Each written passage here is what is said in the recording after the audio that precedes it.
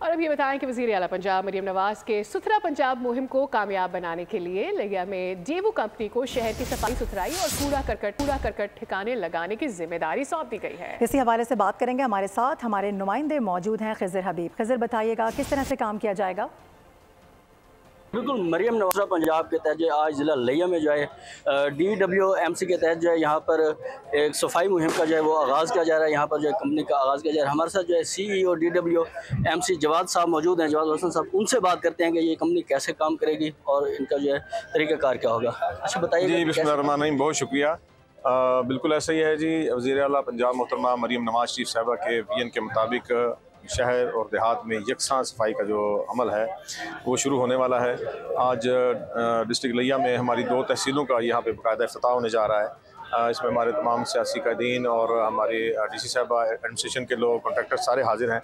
यहाँ पे सबसे पहले हम आज वन टाइम क्लीनिंग का इफ्तिताह करने जा रहे हैं। वन टाइम क्लीनिंग में ये होगा कि हम विद इन अ मंथ जो बहुत पुराने ढेर हैं पूरी तहसील के अंदर, दोनों तहसीलों के अंदर, वो हम इनको रिमूव करेंगे और उसके बाद साथ ही हम रेगुलर ऑपरेशन की तरफ भी चले जाएंगे।